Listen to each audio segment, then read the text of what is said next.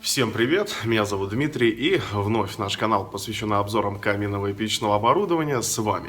Сейчас я нахожусь на Уральской улице, дом 10, город Санкт-Петербург, в одном из салонов компании Домотехника. Сюда меня пригласил директор показать один из рабочих каминов, в котором присутствует очень любопытная технология. Собственно, ради этого мы сюда и пришли. Ну что, начнем. За моей спиной вы можете видеть вот такой вот большой плакат компании Полацетти. Сегодня будем смотреть как раз таки на рабочий камин этого производителя. Но суть даже не в этом камине, а в технологии, которая в нем будет работать. В чем заключается технология? Есть возможность удаленно управлять своим камином при помощи смартфона. И это мы сейчас и увидим. Рядом со мной Денис Репин, директор салона на Уральской 10 компании Домотехника. Денис сейчас в 3 словах объяснит, как работает вся эта система. Ну что ж, Денис, начнем. Рад тебя снова видеть, Дмитрий. Мы тебя пригласили не просто так, а чтобы показать новую работающую систему запуска каминной топки, работающей на дровах, сотового телефона. Я вам сегодня покажу, как можно будет дистанционно с обычного сотового телефона произвести запуск дровяного камина Монако, компании Полацетти с топкой экономоноблока.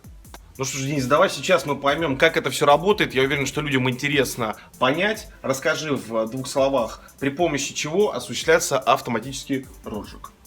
Значит, автоматический розжиг осуществляется, естественно, вы должны иметь сотовый телефон.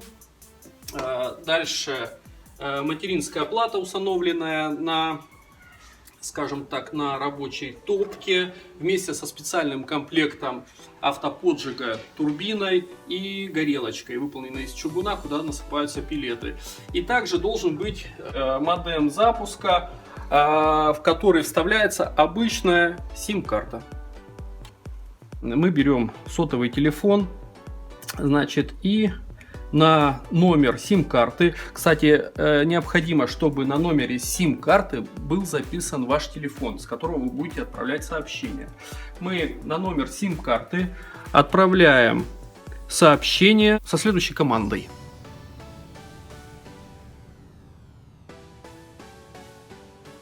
И после этого сообщения, соответственно, получается, что камин автоматически все разожжет, да? Да. Значит, приходит команда на блок управления, начинает нагреваться электрический элемент в горелке, который поджигает пилеты. Сейчас мы это все наглядно увидим. Вы видите, вот этот процесс начала воспламенения пилета происходит. Естественно, сюда надо положить дополнительно дрова, сначала мелкие, потом покрупнее. То есть ты сделал, показав нам это, да? То есть это не совсем правильно, да? То есть вначале нужно установить дрова. Пока я хочу показать, как воспламеняются пилеты без дров. С открытой дверью это у нас заняло примерно минуты 3. То есть закрыть дверцу вообще за минуту, да, все вспыхнет? Закрытой дверцей это все происходит более быстро. Естественно, перед запуском здесь должны лежать дрова. Вот так, сначала мелкие, чтобы пламя переходило на них. Вот. Ну и, соответственно, сухие необходимой влажности. А, соответственно, сверху уже должны лежать более крупные дрова. У нас береза, 2-летней просушки в закрытом проветриваемом помещении влажностью примерно 14%.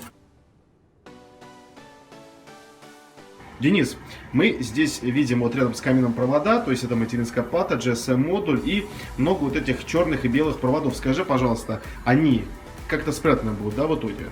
Дмитрий, на самом деле эти провода мы здесь и блоки обозначили, чтобы наглядно показать их наличие, сколько их находится, проводка, которая необходима, пульты управления дополнительные, которые могут также устанавливаться к этому камину и давать определенный контроль температуры в зоне камина, регулировку скорости турбины и тому подобное. Естественно, это все потом уберется, будет очень аккуратненько, ничего здесь видно не будет. На видимое место выставляется только вот эта антенка, которая принимает сигнал от сотового телефона. Все.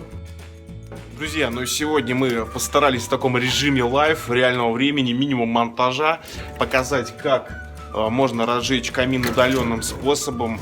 Пока это предлагает компания Полацетти. Больше никто такого предложить нам не может.